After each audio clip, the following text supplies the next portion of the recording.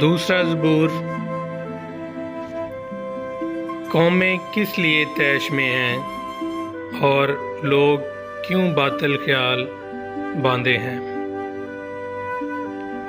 خداوند اور اس کے مسیح کے خلاف زمین کے بادشاہ سفرائی کر کے اور حاکم آپس میں مشورہ کر کے کہتے ہیں، آؤ ہم ان کے بندھن توڑ ڈالیں اور ان کی رسیاں اپنے اوپر سے اتار پھینکیں۔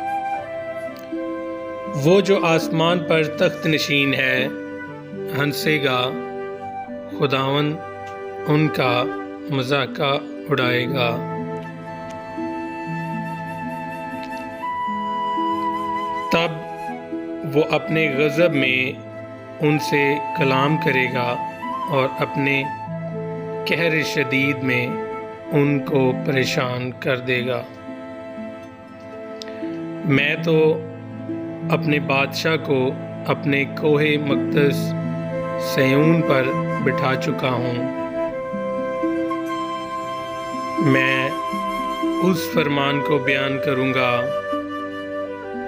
خداوند نے مجھ سے کہا، تو میرا بیٹا ہے، آج تو مجھ سے پیدا ہوا۔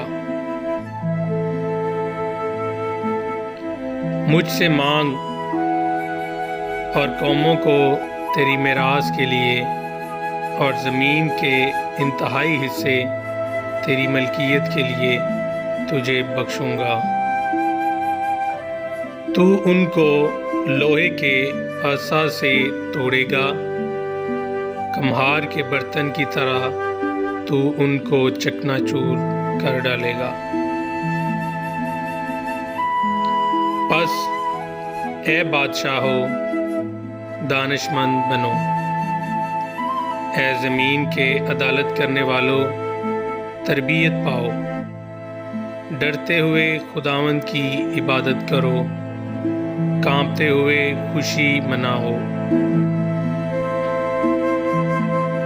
بیٹے کو چومو، ایسا نہ ہو کہ وہ قہر میں آئے اور تم رستہ میں ہلاک ہو جاؤ، کیونکہ اس کا غضب جلد بھڑکنے کو ہے۔